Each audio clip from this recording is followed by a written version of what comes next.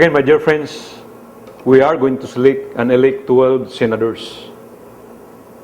We are going to elect our respective congressmen, whether you're in Bohol, whether you're in Leyte or Mindanao, in Luzon, wherever you are, we have to select our own representatives.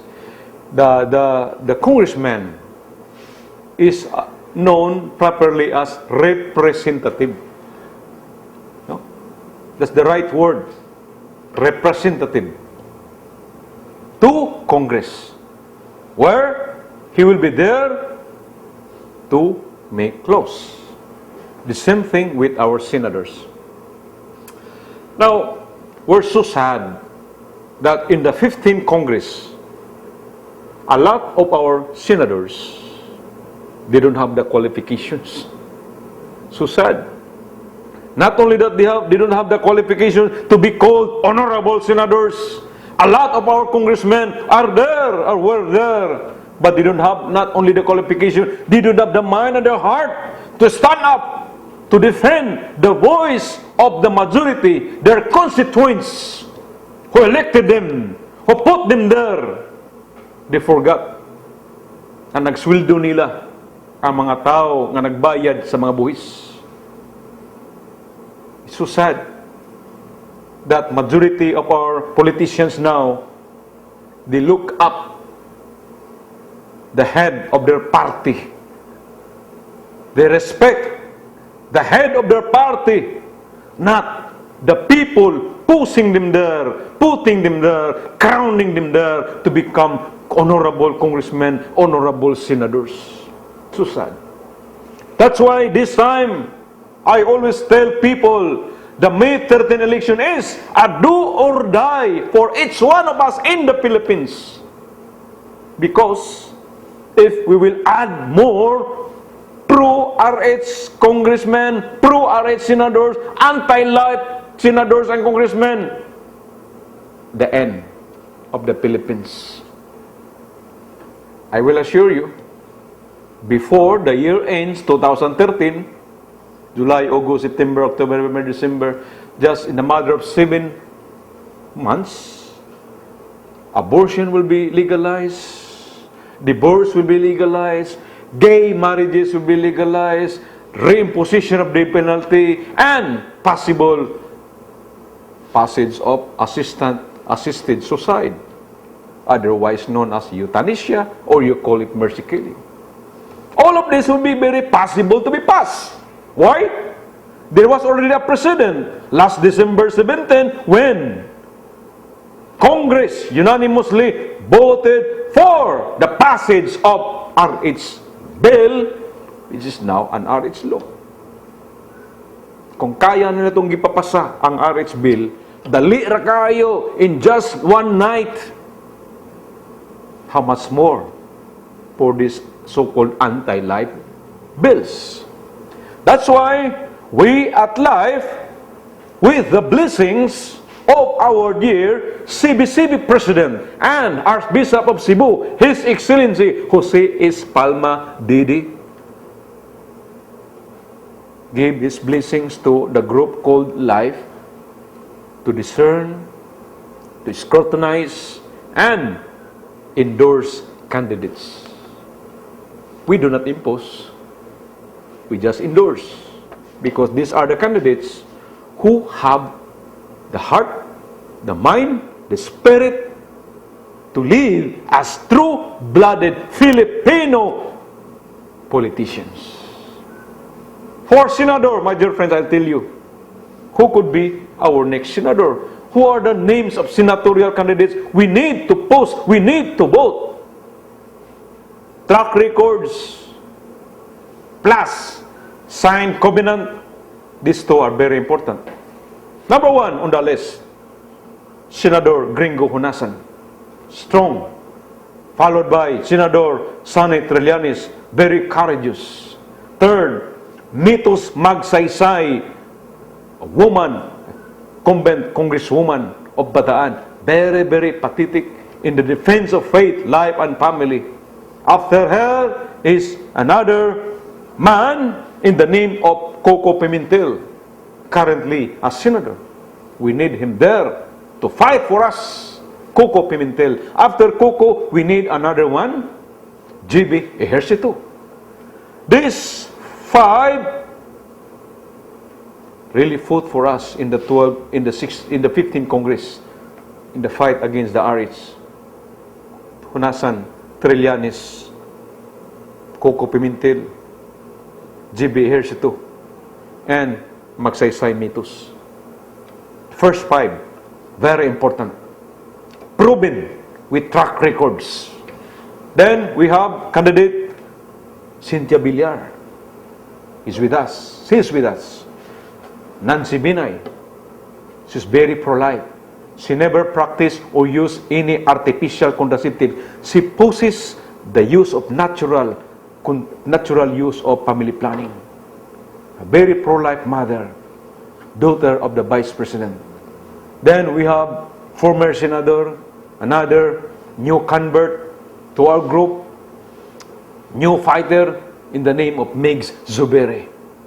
Then we have former Senador, now a new convert and a newborn fighter for us in the Senate, Dick Gordon. Then we have 2 from the Kapatiran, GC De Los Reyes and Marwell Lasos. And the last is a former congressman under a party list Buhay. His name is Sinyeres. We have to support these people. We need numbers in Congress. We need numbers in the Senate. We need numbers, my dear friends, in both chambers, the Senate and the Congress. Because if we have the numbers, we have more pro-life senators to support Senador Enrile, to support Senador Soto, to support Senador Revilla. We will be strengthened and will be strong that no anti-life bills will ever be passed again. RH bill is more than enough to weaken us. Never again we will allow any anti-life bills to be passed in this country, or else we'll all go to the dogs, or else we will claim ourselves to be pagans and never call ourselves Christian, especially Catholics, if we will not vote for pro-life candidates. It's a shame in our part, my dear friends. It's a shame to be called Christians and yet you go against the teachings of the Catholic Church. Shame on us. This is the reason why. If you go to Uruguay today, if you go to Argentina today, if you go to Mexico today, if you go to Poland, if you go to Ireland, if you go to Spain, if you go to Portugal, France, Catholic countries, but how come they allowed the passage of abortion, they allowed the passage of divorce, they allowed the passage of gay marriages? Majority of these countries are all Catholics. Yet, walang. And so sad, as of now, many of our clergy still really don't care the future of this church entrusted to them. Majority of our bishops still doesn't care if all these anti-life candidates will make it straight to the Senate, to the Congress. My dear brothers and sisters, based on the PCP2, based on the Second Vatican Council, and even you quote in the canon law, we ordinary baptized Catholics, we are empowered. We have the obligation, the task to campaign, to endorse, to tell all other people, my dear friends, we cannot allow anti-lifers to troop in the Congress, to troop in the Senate. We need people who have the mind and hearts to defend us against the evils, immoral laws. Now, not 2016, now in the May 13 elections.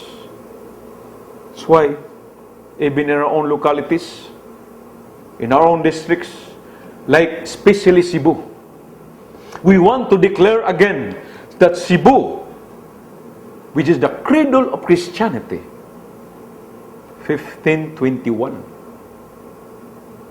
492 years ago, Christianity was erected here in this very, very land called Cebu. That's why we cannot allow that Cebu will go to the dogs, that Cebu will become a pagan province. How can we prevent that to happen? Be sure your congressmen are pro-life. Be sure that your governor is pro-life. Make sure that your mayor in your respective cities, your respective towns are pro-life. It's not just saying, Katoliko mo na siya. No. Make sure he really follows the tenets and teaching of the church. And it is our obligation. All the clergy, all the bishops cannot openly campaign until in the pulpit, "Oy, you vote for this man, ha? Tan Pulano, Juana, Maria, Pedro." They cannot say that in the pulpit. But we lay, we baptized Catholics, we can say, "Vote for these people, Hunasan, Trillanes, Mitos Magsaysay, Gordon, Suberi, Nancy Binay, Lasos." You vote for Suberi, you vote for De Los Reyes, you vote for Sinyeres, you vote for Villar, etc. We are obliged to do that. In your localities, be sure you know. But for us, before we end, in Cebu, we are supporting some Goliaths for the 1st District. We are supporting Noy Pabling Garcia, our number one fighter and speaker in the House. We want to bring him back again in Congress. Former Governor Gwen Garcia, now running for Congresswoman in the 3rd District. We need her there in Congress to defend us. Binhor Salimbangon in the 4th District. We need that kind of guy, strong, to defend us. We need the quality of Ace Durano in the 5th District. We need the quality of Eileen Radasa in Lapu-Lapu, and we need the quality of Luigi Kisumbing in the 6th District. We need Deputy Speaker Raul Dilmar to go back to Congress and defend us against all these immoral, godless laws. We have to protect the province of Cebu. My dear friends, kung masayop ta, pildit ang tanan. That's why we have to be united, or we all fall together. The future of this province, the future of this country lies in our hands. Kay kita ang tinuod nga mga hari sa lungsod. Hangara ang Kapitolyo, nakasulat diha. The authority of the government emanates from the people, by the people, for the people. I challenge you now, my dear friends, stand up, defend your faith, choose life, choose the pro-life candidates, be a pro-life voter in the coming May 13 elections. Think it well. God bless you, my friend. Let's win pro-life for God, for country, and for our families and the future of our children. God bless us all. This is Dr. Rene Joseph Bulizer. Thank you for listening with me.